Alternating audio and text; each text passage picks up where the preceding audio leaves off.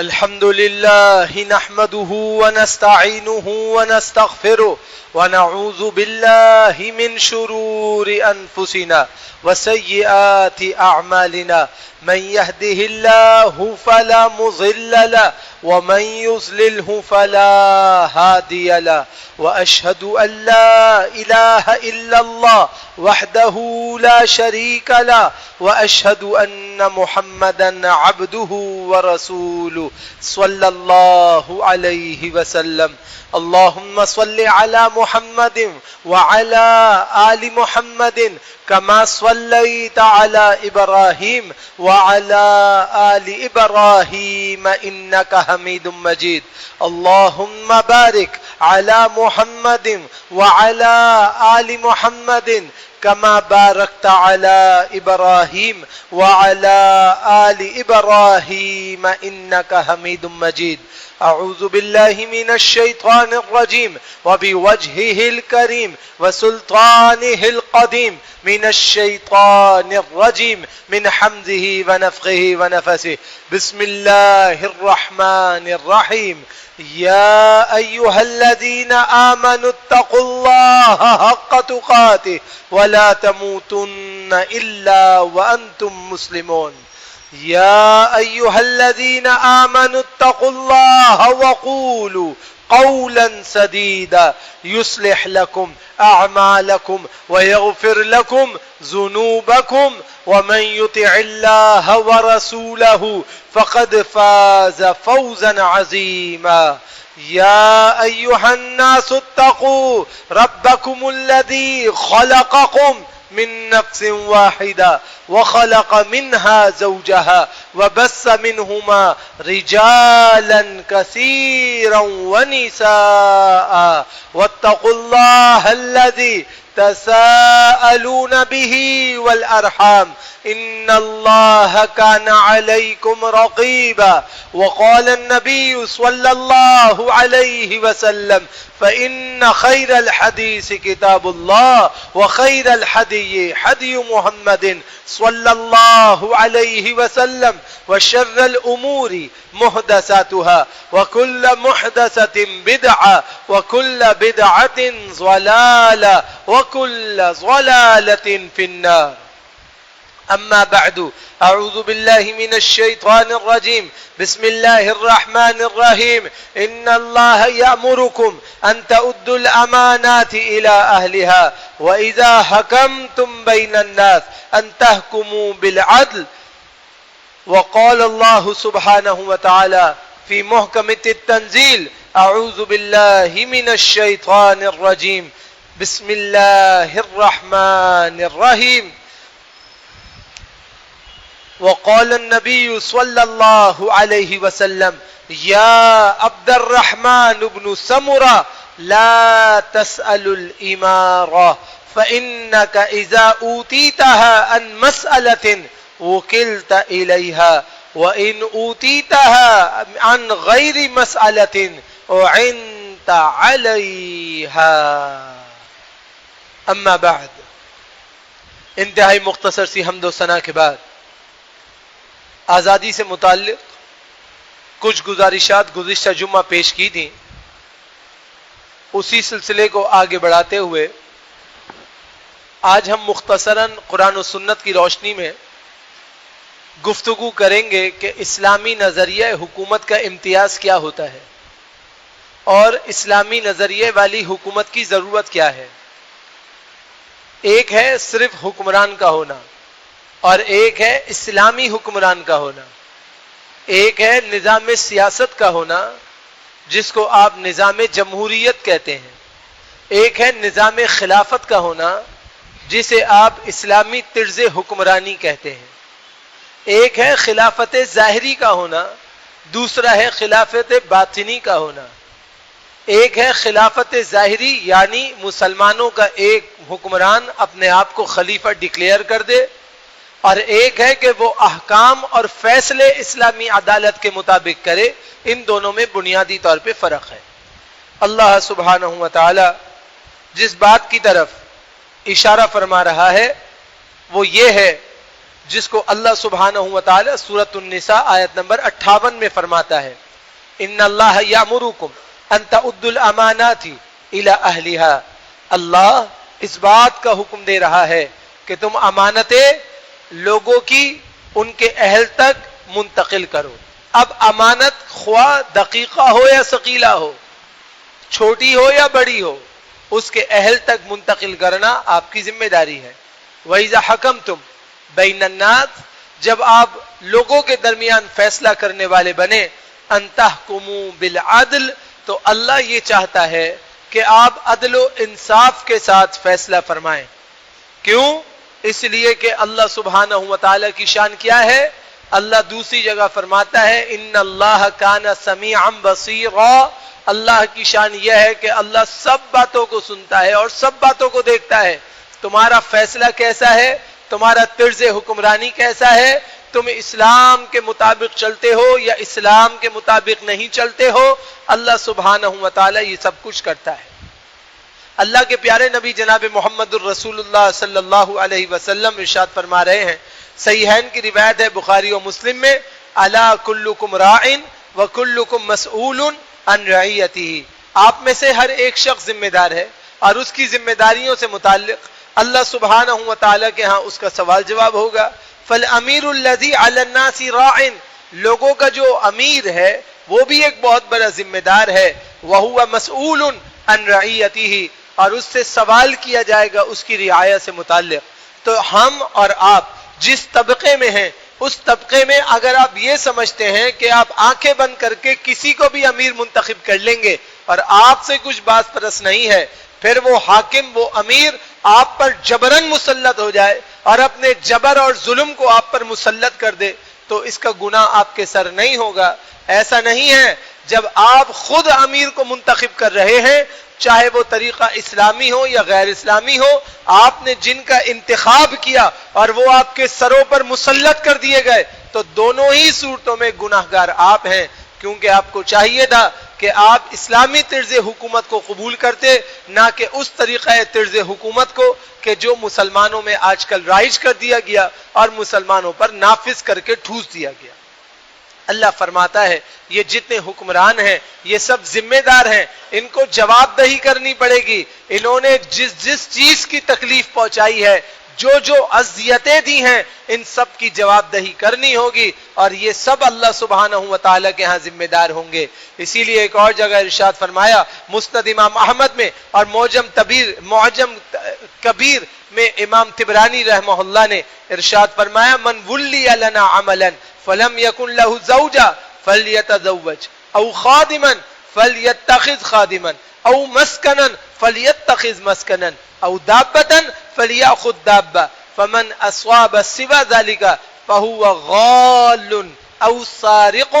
فرمایا ایک آدمی حکمران بنتا ہے، اس کی زوجہ نہیں ہے تو وہ اپنے مناسب سے خرچے سے شادی کر کے حق مہر ادا کر کے زوجہ لا سکتا ہے، اس سے کوئی بات پرش نہیں ہے. او خادمن، اس کے بعد اپنی ڈیوٹیز کو کرتے کرتے اپنی حاجت کو پورا کرنے کا کام نہیں ہے تو وہ اپنے لیے کوئی خادمین مقرر کر سکتا ہے، کوئی حرج نہیں ہے. او مسکنن، رہنے کی رہائش نہیں ہے، ایک متوسط رہائش کا بندوبست کر سکتا ہے، کوئی حرج نہیں ہے. او دابتن، سواری نہیں ہے، ایک متوسط سواری کا بندوبست کر سکتا ہے، کوئی حرج نہیں ہے. لیکن حاکم ہو اور ان چار اسباب کے علاوہ کسی اور میں اپنا پیسہ صرف کرے، فمن اصاب سوى ذلك، جو اس کے علاوہ میں کچھ اور کام کرے گا، فهو غال او سارق.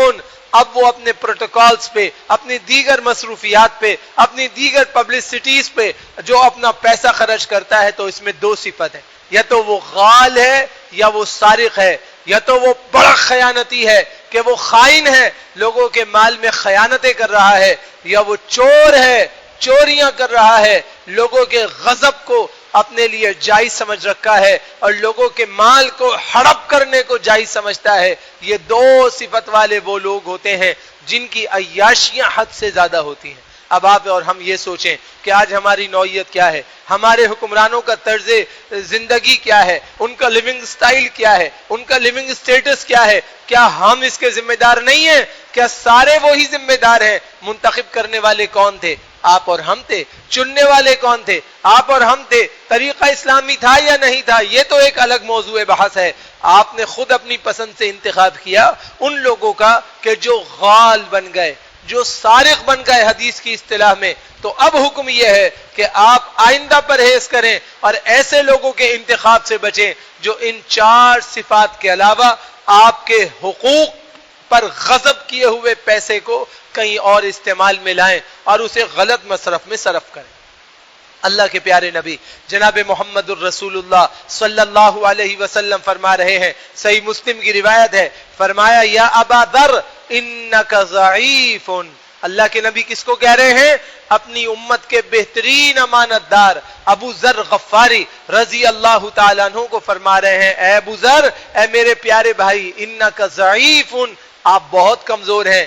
وَإِنَّهَا أَمَانَةٌ، یہ عامل بننا، یہ گورنر بننا، یہ پی ایم بن جانا، یہ سی ایم بن جانا، یہ ہیڈ آف دا اسٹیٹ بن جانا، یہ میئر آف دا سٹی بن جانا، یہ آپ کا یو سی چیئرمینس بن جانا، یہ سارا کا سارا کیا ہے؟ وَإِنَّهَا أَمَانَةٌ، یہ بہت بڑی امانت ہے. وَإِنَّهَا يَوْمَ الْقِيَامَةِ خِزْيٌ وَنَدَامَةٌ، اور یہ قیامت کے دن ایک بہت بڑی رسوائی کا سبب بن جائے گا اور بہت ہی افسردگی کا سبب بن جائے گا. الا من اخذها بحقها، مگر جس نے اس کو حق کے ساتھ لیا. وَأَدَّى الَّذِي عَلَيْهِ فِيهَا، مگر جس نے اس کا حق ادا کرنے کی کوشش کی، اللہ کے ہاں وہ سرخرو ہوگا. باقی سارے کے سارے پھنس جائیں گے اور ان کے پاس جواب دہی کے لیے کچھ بھی بات نہیں ہوگی.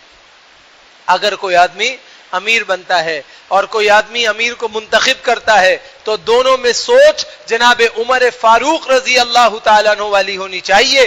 جناب عمر فاروق کی سوچ کیا تھی؟ کتاب الزہد کے اندر روایت موجود ہے، لو حلق حمل من ولد الضان ضیاء بشاتی الفرات خشیت ان یسألنی اللہ عنہ. جناب عمر فاروق فرماتے تھے فرات دریا کے کنارے پر ایک چھوٹی سی بکری کا بچہ بھی اگر بھوک سے مر جائے نا تو مجھے ڈر لگتا ہے کہیں اللہ اس کی وجہ سے عمر فاروق کو نہ پکڑ لے کہ بتاؤ تمہارے حکمران میں یہ بکری کا بچہ بھوکا کیوں مرا ہے. آج تو آفتیں ہیں، لوگ بھوکے مر رہے ہیں، خودکشیاں کر رہے ہیں، قتل و غارت گری عام ہے. ذرا ذرا سی بات پہ بیٹا اپنے باپ کو قتل کر رہا ہے، باپ اپنی اولاد کو قتل کر رہا ہے.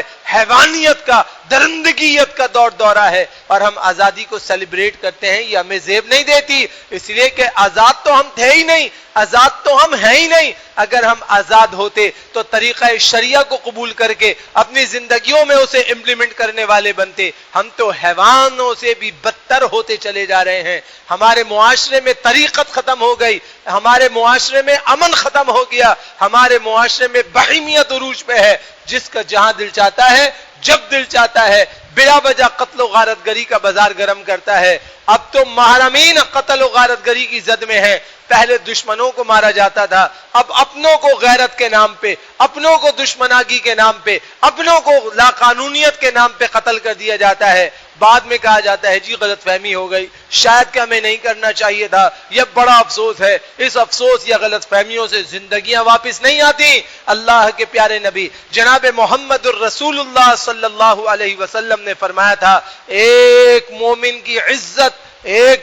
کی عزت اللہ سبحانہ و تعالیٰ کے ہاں بیت اللہ کی عظمت سے بھی زیادہ ہے. اور پھر فرمایا قتال المسلم کفر، انسان کا کسی مسلمان کو گالی دے دینا فسق ہے اور اسے قتل کر دینا کفر ہے. اب یہ جو کفر کا صدائے عام کیا جا رہا ہے اور کفر کی نعرے عام کیے جا رہے ہیں، آپ بتائیے کہ اس دور میں آزادی منانا مناسب ہے یا نہیں؟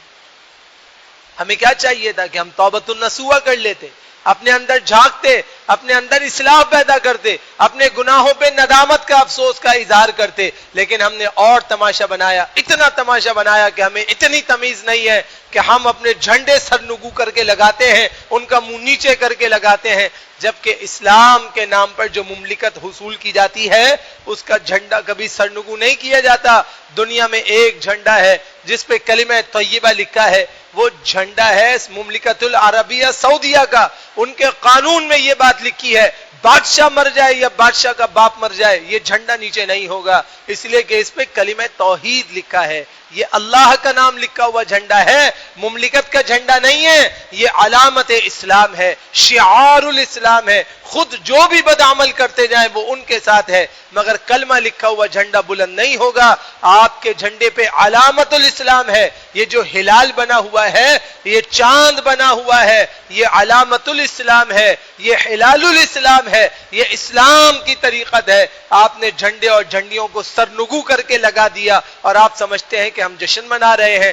جو قوم اپنے علم کی حفاظت نہیں کر سکتی وہ قوم اپنی آزادی کے لیے کچھ بھی نہیں کر سکتی۔ یہ علم اسلام، اسلام کی نشانیاں، اسلام کے جھنڈے، اسلام کی جو نشانیاں ہوتی ہیں ان کی ایسی حیثیت ہے کہ صحابہ کرام شہادتیں نوش کر جاتے تھے مگر اس کو نیچے نہیں ہونے دیتے تھے۔ آج آپ اپنے ہاں اس کو نیچے کر کے لگاتے ہیں اور پھر اپنا دن نکلنے کے بعد اس کو لڑکتا پھڑکتا سڑکوں پہ ٹائروں کے نیچے آنے کے لیے چھوڑ دیتے ہیں اور گندگی کے ڈھیر میں آپ کی علامت آزادی پائی جاتی ہے اور آپ کو اور مجھ کو کوئی فکر نہیں۔ آپ خود سوچیں کہ یہ تماشا نہیں، تمسخر نہیں تو اور کیا ہے؟ اللہ کے نبی علیہ الصلوۃ والسلام ارشاد فرما رہے ہیں کہ یہ جو آزادیاں ہیں یہ اعزاز نہیں ہوتی، یہ بڑی آزمائشیں ہوتی ہیں۔ اللہ سبحانہ و تعالی ان کے ذریعے لوگوں کی آزمائش کرتا ہے، لوگوں کو جانچتا ہے کہ یہ اس کے اہل ہیں یا نہیں ہے، جیسا کہ صحیح مسلم کے اندر اور صحیح بخاری کے اندر موجود ہے۔ اسی طرح سنن بیہقی میں کبرا کے اندر موجود ہے، ان واللہ لا نولی علی ھذا العمل ھذا احدا سألہ ولا احدا حرص علیہ۔ صحابہ اکرام میں کچھ صحابہ اکرام تشریف لائے اللہ کے پیارے نبی جناب محمد الرسول اللہ صلی اللہ علیہ وسلم کے پاس، اور انہوں نے عرض کیا کہ ہم آپ سے ملنا چاہتے ہیں۔ کہا بھئی آ جاؤ ملاقات کرو۔ اس ملاقات میں کہنے لگے کہ ہم چاہتے ہیں آپ ہمیں عامل بنائیے، آپ ہمیں گورنر بنا کے بھیجیے، آپ ہمیں صاحب اقتدار بنائیے۔ رسول اللہ صلی اللہ علیہ وسلم نے فرمایا بے شک ہم اللہ کی قسم ہے اس حکومت کا ذمہ دار کسی صورت میں ایسے آدمی کو نہیں بناتے جو خود کہے کہ مجھے حکمرانی دے دو، ہم اسے نہیں بناتے، کیونکہ جو شخص خود حکمرانی کو طلب کرے گا وہ اس کے اہلیت سے باہر ہو جاتا ہے۔ سنن نبی داود میں روایت ہے ان اخوانکم عندنا من طلبہ، فرمایا تم میں سب سے بڑا خائن پتہ ہے کون ہوتا ہے؟ تم میں سب سے بڑا خائن وہ ہے جو عہدے کا طلبگار ہو، کہے مجھے عہدہ دے دو، مجھے اختیار دے دو، جبکہ اس میں صلاحیت نہیں ہے کہ وہ اس عہدے کو بحال کر سکے۔ لیکن جب تم میں سے کوئی بھی شخص اس کی مطالبیت میں آتا ہے، طلب میں آتا ہے، تو حقیقت سے محروم ہو جاتا ہے۔ اسی لیے عبد الرحمن بن سمورہ کو خطاب کرتے ہوئے اللہ کے نبی علیہ السلام فرما رہے ہیں، صحیح بخاری کی روایت ہے، یا عبد الرحمن بن سمورہ لا نسأل الامارہ فإنک اذا اوتیتها عن مسئلۃ، ایک روایت میں لا تسأل الامارہ، اے عبد الرحمن بن سمورہ تم کبھی امارت کو طلب نہیں کرنا، اگر تم دے دیے گئے سوال کرنے سے وکلت الیہا، ساری ذمہ داری آ کر تمہارے سر پہ ڈال دی جائے گی، وَإِنْ أُوتِيتَهَا عَنْ غَيْرِ مَسْأَلَةٍ، تمہیں امارت دی گئی تمہارے بغیر مانگے اللہ کے حکم و اذن سے، اُعِنْتَ عَلَيْهَا، تو اللہ کی نصرت کے ساتھ تمہاری مدد کی جائے گی۔ اب ہمارے ہاں کیا ہے، ہم سب چاہتے ہیں کہ مجھے بڑا بنا دو، مجھے حاکم بنا دو، مجھے صاحب اقتدار و اختیار بنا دو۔ اللہ کے نبی علیہ السلام نے دو لوگوں کے درمیان بھی اپنے صحابہ کو امیر بننے سے منع کیا کہ اگر دو لوگ ہوں ان دو لوگوں میں بھی تم امیر نہیں بننا، تاکہ اللہ سبحانہ و تعالیٰ کے ہاں تمہاری پکڑ نہ ہو، تم اللہ کے ہاں نہ پھنس جاؤ، تم اللہ کے ہاں جواب دہی نہ کرو، تاکہ تم اللہ سبحانہ و تعالیٰ کے ہاں پاکیزہ رہو۔ لیکن ہمارے ہاں کیا ہے کہ ہم تو طلب کرنے والے ہیں، مطالبہ کرنے والے ہیں، حرص کرنے والے ہیں، طمع کرنے والے ہیں، لالچ کرنے والے ہیں۔ نتیجہ ہمارے ہاتھ میں یہ ہے کہ ہم اصلیت سے بھی محروم ہو جاتے ہیں اور اس کی فروعیت سے بھی محروم ہو جاتے ہیں۔ امن ہمارے ہاں نہیں ہے، ہمیں کوئی پرواہ نہیں، چین ہمارے ہاں نہیں ہے، ہمیں کوئی پرواہ نہیں، اسلام ہمارے ہمارے ہاں نہیں ہے، ہمیں کوئی پرواہ نہیں، ہمارے ہاں کچھ بھی سلسلہ نہیں ہے، ہم بے سود جانوروں کی طرح اپنی زندگی کو گزار رہے ہیں۔ یاد رکھیے مسلمان دنیا میں کھانے پینے کے لیے نہیں آیا ہے کہ بس کھایا کھایا پیا نکالا اور سب کچھ ختم کیا اور آگے زندگی کو بڑھاتا چلا گیا۔ انسان دنیا میں اللہ کے دین کی تنفیذ کے لیے آیا ہے، اسی لیے فرمایا وما خلقت الجن والانس الا ليعبدون، تم میں اور انسانوں میں بس یہی تو بات ہے کہ تمہیں دنیا میں اسی لیے پیدا کیا گیا ہے کہ تم اللہ سبحانہ و تعالیٰ کی حاکمیت کا اعلان کر دو۔ عبادت کا مطلب صرف یہ نہیں ہے کہ تم نماز پڑھو، عبادت کا مطلب یہ ہے تم اللہ کی حاکمیت کا اعلان کرو اور اللہ سبحانہ و تعالیٰ کو حاکم جتاؤ، حاکم منواؤ، اللہ کے دین کے مطابق اپنی زندگی کو گزارو اور گزرواؤ۔ اللہ سبحانہ و تعالیٰ آپ سے اور مجھ سے یہ چاہتا ہے، لیکن ہم عملاً اس میں کتنے کوتاہ ہیں یہ آپ کو مجھ سے زیادہ اور شاید مجھے آپ سے زیادہ پتا ہے۔ تو اس میں ہمیں بہت زیادہ اصلاح کی ضرورت ہے۔ یہ بات یاد رکھنے کی بات ہے کہ شریعت میں کوئی امیدواری نہیں ہے۔ میں نے گزشتہ جمعہ بھی آپ کو چاروں خلفاء کی مثال دی کہ چاروں خلفاء امیدوار خلیفہ تھے ہی نہیں، امیدوار تھے ہی نہیں۔ ابو بکر صدیق رضی اللہ تعالیٰ عنہ کا انتقال ہو گیا، ابو بکر کے انتقال کے بعد جناب عمر رضی اللہ تعالیٰ عنہ کا وقت آ گیا، جناب عمر رضی اللہ تعالیٰ عنہ خلیفۃ المسلمین بن گئے۔ جناب عمر رضی اللہ تعالیٰ عنہ نے فدق کے بارے میں فیصلہ کیا۔ فدق کون سی زمین ہے؟ خیبر کی زمین ہے۔ انشاءاللہ کبھی زندگی ہوئی تو اس کے بارے میں آپ کو مدلل بتاؤں گا کہ کس طرح مسلمانوں میں دھوکہ ڈالا جاتا ہے۔ خلاصہ بس یوں سمجھ لیجئے کہ ایک زمین ہے، یہودیوں سے معاملہ ہوا، یہودیوں نے یہ کہا کہ ہمیں نہ مارو، ہم تم سے معاہدہ کرتے ہیں زمین پہ جو کچھ اگے گا آدھا ہمارا آدھا تمہارا، بیج ہمارا، محنت ہماری، سب کچھ ہماری، ہم آپ کو فائدہ دیں گے 50%، یہ ہمارا آپ کا معاہدہ ہے، ہمیں یہاں رہنے دو۔ اللہ کے نبی علیہ السلام نے کہا ٹھیک ہے آپ یہاں پہ کام کیجئے، فصل ہمیں دیتے جائیے، نفع ہمیں دیتے جائیے، ہم آپ کو کچھ نہیں کہیں گے۔ اسی ٹکڑوں میں جو خیبر کے ٹکڑے تھے ایک زمین تھی فدق کی۔ اب وہ اللہ کے نبی علیہ السلام اور ان کے اہل و عیال کا خرچہ اس زمین کی آمدنی سے پورا کیا جاتا تھا۔ اللہ کے نبی علیہ السلام کی وفات ہو گئی، ابو بکر رضی اللہ تعالیٰ عنہ کے پاس فاطمہ آئی اور عباس آئے۔ عباس نے کہا جی رسول اللہ میرے کزن ہیں، مجھے وراثت میں حصہ چاہیے کیونکہ آپ کا بیٹا زندہ نہیں ہے، ہم قریبی مرد ہیں، ہمارا حصہ بنتا ہے۔ فاطمہ آئی کہ میں اللہ کے نبی صلی اللہ علیہ وسلم کی بیٹی ہوں، مجھے ورثہ چاہیے، آپ فدق کی زمین مجھے دے دیجئے۔ میرا شوہر علی مطالبہ کرتا ہے کہ تم اپنا حصہ لو تاکہ ہماری غربت دور ہو، ان کا شرعی حق بنتا ہے۔ اللہ کے نبی علیہ السلام کے خلیفہ ابو بکر صدیق رضی اللہ تعالیٰ عنہ نے فرمایا دیکھو اللہ کے رسول صلی اللہ علیہ وسلم نے فرمایا ہے کہ ہم کسی کو اپنا وارث نہیں بناتے، ہم کسی کو اپنا وارث نہیں بناتے۔ لا نورث درہما ولا دینار، ہم درہم اور دینار اور زمینوں کا کسی کو وارث نہیں بناتے۔ یہ سارا اللہ کے اور اس کے رسول کے خاندان کا ہے، اللہ کے رسول کے خاندان میں صرف ہونے والا ہے، لہذا یہ زمین جس طرح صرف ہوتی تھی اسی طرح صرف ہوگی، اس میں ہمارا کوئی حصہ نہیں ہے۔ لیکن میں آپ کو ملکیت دینے سے معذرت خواہ ہوں، اگر آپ کو مسئول بننا ہے، ضامن بننا ہے، نگران بننا ہے، آپ خود آگے چلانا چاہتے ہیں تو بسم اللہ آپ لے لیجئے، لیکن آپ بیچ نہیں سکیں گے، آپ اس کو آگے کسی کو تحفے میں بھی نہیں دے سکیں گے، یہ ملکیت میں رہے گی حکومت کے، آپ کے خرچے اس سے پورے کیے جائیں گے۔ جناب علی رضی اللہ عنہ کچھ دن ناراض ہو گئے اور اس کے بعد اللہ کے نبی صلی اللہ علیہ وسلم کی صاحبزادی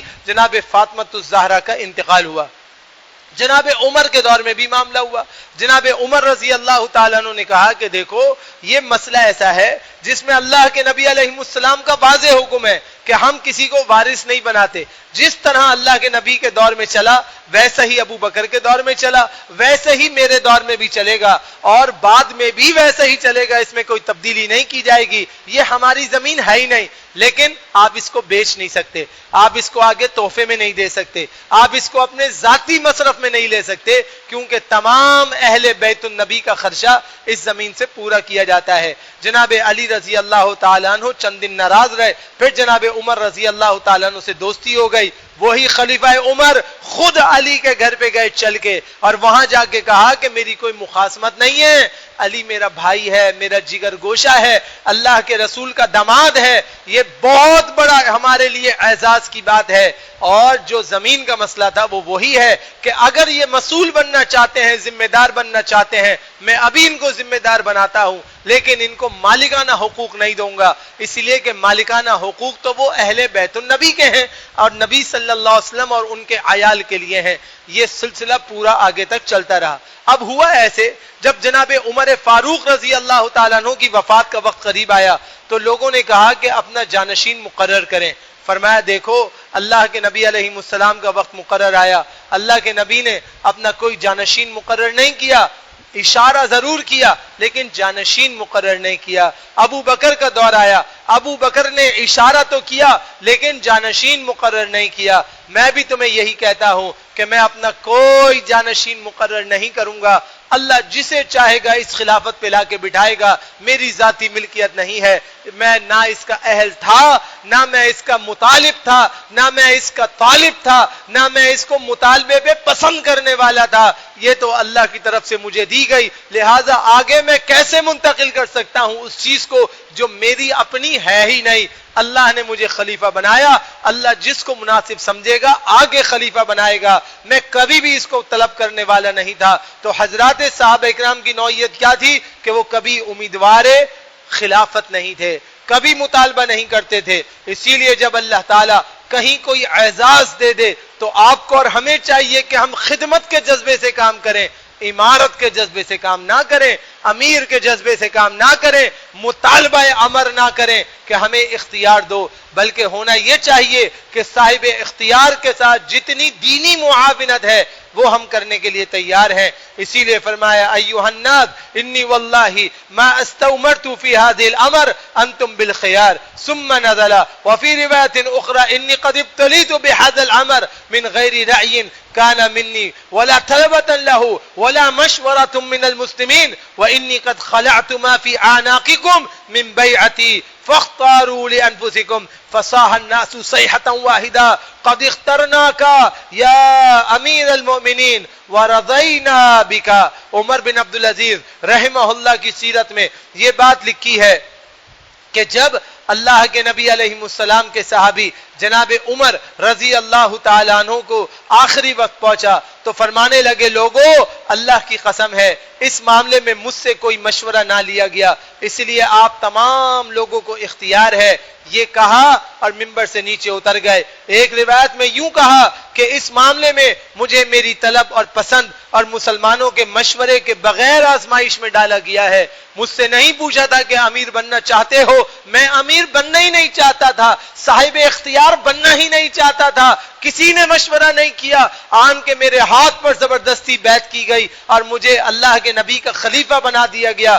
اب میں لوگوں کو کسی بھی آزمائش میں ڈالنے والا نہیں ہوں، میں کسی کو کسی آزمائش میں ڈالنے والا نہیں ہوں، میں اپنی بیعت سے سب کو آزاد کرتا ہوں، آپ جسے چاہیں خلیفہ بنائیں۔ یہ کہہ کر لوگ رونے لگے، چیخنے لگے کہ ایسا تو نہ کہیے، اس طرح تو نہ کریے۔ فرمایا اللہ کی قسم ہے یہ وہ ذمہ داری ہے جس کے کندھوں پہ پڑتی ہے وہی جانتا ہے کہ اس کا حساب کتنا بڑا ہے۔ میں کسی کو امیر نہیں بناتا، تم جانو، تمہارا اللہ جانے، اللہ جس کو پسند کرے خلیفہ بنائے، میرا کوئی جانشین نہیں ہوگا، میرا کوئی نائب نہیں ہوگا، میں اپنی جواب دہی میں پھنس چکا ہوں، میں تمہاری جواب دہی کا ذمہ کیسے لے سکتا ہوں۔ سب نے بے یک آواز کہا امیر المومنین ہم نے آپ کو اپنا امیر دل سے قبول کیا ہے۔ فرمایا میں اللہ کی پناہ چاہتا ہوں، اللہ کی پناہ چاہتا ہوں، تم نے جسے امیر چن لیا ہے وہ کس کس بات کا جواب دے گا، اللہ کے ہاں کس کس بات کا جواب دے گا۔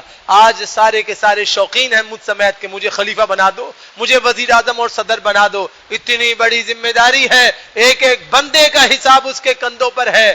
اللہ سبحانہ و تعالی اسی لیے اپنی نبی کو بھی حکم دے رہا ہے ان چیزوں سے علیحدہ رہو، اپنے صحابہ کو بھی سکھا رہا ہے اس طریقے سے الگ رہو، دین کی سربلندی کے لیے محنت ضرور کرو لیکن مطالبہ امر نہ کرو. یہ بات ہمیشہ یاد رکھنی چاہیے. ہم جشن آزادی مناتے ہیں, ہمیں ضرور منانی چاہیے, مگر ایسی جشن آزادی نہیں منانی چاہیے جس میں مطالبہ للامر ہو, جس میں خود پسندی ہو, جس میں خود شائستگی ہو, جس میں اپنے آپ کو بڑا کیا جا رہا ہو, جس میں خلاف شرع کام کیا جا رہا ہو, جس میں بے دینیت کو عام کیا جا رہا ہو. ان تمام کاموں سے جب تک خود کو نہیں بچائیں گے اس وقت تک آزادی کا اصل حق اور اصل امید حاصل نہیں ہو سکے گی. اللہ سے دعا کرتا ہوں رب ذوالجلال مجھے آپ کو ہم سب کو کما حقہ ہو مکمل شریعہ پہ مضبوط عمل کرنے کی توفیق عطا فرمائے.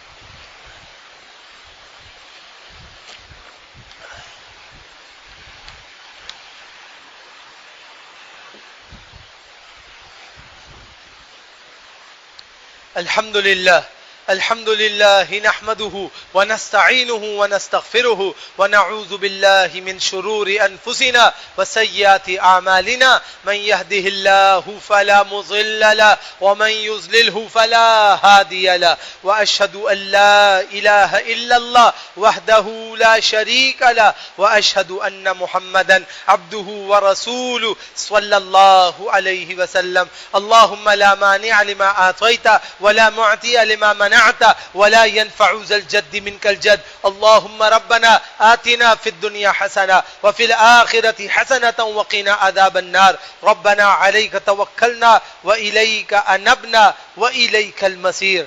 اما بعد, اگر کسی شخص کو امیر منتخب کیا جائے اسلامی نظریہ مملکت کے تحت تو اس میں چند شرائط ہیں جو شریعت نے مقرر کی ہیں. نمبر ایک بات یہ ہے کہ جو آدمی ہو وہ کلمہ گو مسلمان علی اظہار ہو, گویا کہ ظاہری طور پہ مسلمان ہو, نماز پڑھتا ہو, کلمہ پڑھتا ہو, حج کرتا ہو, جہاد کرتا ہو, زکاتیں دیتا ہو, روزے کھولتا ہو اور کھلواتا ہو, اور روزہ خود بھی رکھنے کا اہتمام ہوتا ہو. ہمارے ہاں جو حکمران طے کیا جاتا ہے وہ کلمہ پڑھنے کے بجائے لوگوں کو پڑھوا رہا ہے, نماز پڑھنے کے بجائے صرف عید کے دن آ رہا ہے, زکات دینے کے بجائے خود الگ طریقے میں وابستہ ہے, جہاد کرنے کے بجائے اس سے دور بھاگ رہا ہے, روزہ رکھنے کے بجائے لوگوں کو دھڑا دھڑ افطاریاں اور سحریاں کروا رہا ہے. یہ خلافت نہیں ہے. خلافت الامر کیا ہے؟ اپنے اسلام کو نافذ کر کے دکھائے, اپنے اسلام پر استحکام کر کے دکھائے. جیسا کہ سورۃ النساء آیت نمبر 141 میں اللہ فرماتا ہے وَلَن يَجْعَلَ اللَّهُ لِلْكَافِرِينَ عَلَى الْمُؤْمِنِينَ سَبِيلًا. اللہ پاک کافروں کو اہل ایمان پر ہرگز کوئی سبیل نہیں دے گا, لہذا کافر نیچے ہی رہیں گے اور مسلمان اوپر ہی رہیں گے. تو امارت کی اہلیت میں اولین شرط یہ ہے کہ وہ مسلمان ہو. دوسری شرط کیا ہے؟ عاقل اور بالغ ہو, کوئی بے دین اور کوئی مخمسے کا شکار ایسا آدمی نہ ہو کہ جس کا معاملہ ہی الٹا سیدھا ہو اور وہ لوگوں کے معاملات کے اوپر غالب آنے کی کوشش کرے. اسی لیے قضائع الباطنیہ میں امام غزالی رحمہ اللہ نے لکھا ہے کہ اتنا تو صاحب فہم ہو کہ ریاست کے معاملات میں اسلامی طرز معاملات کو نافذ کر سکے. آج ہمارے ہاں یہ ہے کہ ہم ریاست کے معاملات میں اپنے حکمرانوں کو دیکھتے ہیں کہ وہ اسلامی طرز سے بالکل نکلے ہوئے ہیں, اسلام کے طریقے سے ہی نکلے ہوئے ہیں, اسلام کی گفتار و انداز سے ہی نکلے ہوئے ہیں. یہ ہمیں زیب نہیں دیتا. اس کی وجہ کیا ہے کہ ہم خود سارے کے سارے دوغلے مسلمان ہیں, ہم بے ایمان مسلمان ہیں. مجھ سمیت سارے کے سارے کہتے کچھ اور ہیں, کرتے کچھ اور ہیں. جب ہم مستحکم پکے سچے مومن نہیں ہوں گے اس وقت تک اللہ تعالی ہمارے حکمران بھی اچھے ہمیں نصیب نہیں کرے گا. جیسے ہم ہیں ویسے ہمارے حکمران ہیں. ہم بھی اپنے آپ کو مسلمان کہتے ہوئے اسلام کے ایک کونے میں کھڑے رہتے ہیں. ہمارے حکمران بھی ایسے ہی آتے ہیں جو اسلام اسلام کا نعرہ تو لگاتے ہیں لیکن کبھی اسلام کو امپلیمنٹ نہیں کرتے. اس لیے کہ اسلام تو قربانی مانگتا ہے, اسلام تو نفس کی قربانی مانگتا ہے, اسلام تو ہر شے کو اللہ کے نام پہ قربان کرنے کا مطالبہ کرتا ہے۔ اسلام تو اس بات کا مقتضا ہے کہ اگر آپ کی رعایا بھوکی ہے تو آپ پیٹ بھر کے کھانا نہیں کھائیں گے، اگر آپ کی رعایا ننگی ہے تو آپ شیروانیاں پہن کے نہیں گھومیں گے، آپ کے جسم پر جو کپڑے ہیں وہ بھی پیوند شدہ کپڑے ہیں۔ رسول اللہ صلی اللہ علیہ وسلم کی معاملہ کیا تھا؟ صحیح بخاری کی روایت ہے، آپ نے ایلا کیا، جناب عمر اوپر چڑھ گئے درخت پر، اور وہاں اللہ کے نبی اپنے مکان میں تھے، اللہ کے نبی علیہ السلام کو دیکھا تو آپ کی پوری پیٹھ پر اس چٹائی کا نشان تھا جو زمین پر بچھی ہوئی تھی۔ خلیفہ عمر نے کہا اللہ کے رسول، لوگ آتے ہیں، وفد آتے ہیں، ہم آپ کے لیے اچھی چادر خرید لیتے ہیں۔ آپ نے فرمایا یہ ان کے لیے ہے جن کے لیے آخرت میں کوئی جگہ نہیں ہے۔ عمر مجھے اس سے کوئی سروکار نہیں ہے، کوئی سروکار نہیں۔ آج آپ دیکھیے کہ ہمارا اور آپ کا طریقہ اور وتیرہ کیا ہے۔ اسی لیے ایک اثر صحابی اس پر روشنی ڈالتے ہیں، اور امام احمد رحمہ اللہ فرماتے ہیں تعوذوا باللہ من راس سبعین و امارت الصبیان، خطرناک بات کو سمجھ لینا کہ بچوں کی حکومت سے اللہ کی پناہ میں آنا۔ یہاں بچہ حقیقی بھی ہو سکتا ہے اور مجازی بھی ہو سکتا ہے کہ بے عقل، دین اسلام سے لافہم لوگوں کی حکمرانی سے اللہ کی پناہ میں آنا۔ کہیں ایسا نہ ہو کہ تعلیمات شریعہ سے تم سارے کے سارے محروم ہو جاؤ۔ لہذا اللہ اس بات کا مقتضا چاہتا ہے کہ آپ کی جو آزادی ہے وہ اس صورت میں ہونی چاہیے کہ آپ اسلام کو اسٹرانگر کریں، اپنی ریلیجیس پار کو اسٹرانگر کریں، اپنے اندر صلاحیت ایمان کو پیدا کریں۔ اللہ سبحانہ و تعالی آپ سے اور مجھ سے یہی چاہتا ہے، اسی بات کا مطالبہ کرتا ہے۔ جب آپ اور ہم اس بات پہ لگیں گے تو انشاءاللہ الرحمن اللہ سبحانہ و تعالی کی نصرتوں میں اور اللہ سبحانہ و تعالی کی خیر میں داخل ہونے والے بن جائیں گے۔ تو اپنے اندر جذبہ پیدا فرما لیجئے کہ ہم نے اسلام پہ عمل کرنا ہے، اسلام کو اپنی طریقت بنانا ہے، اسلام کے مطابق زندگی گزارنی ہے، تب ہی نجات اخروی ملے گی۔ اللہ سے دعا کرتا ہوں رب ذوالجلال مجھے آپ کو ہم سب کو کما حقہ مکمل شریعہ پہ مضبوط عمل کرنے کی توفیق عطا فرمائے۔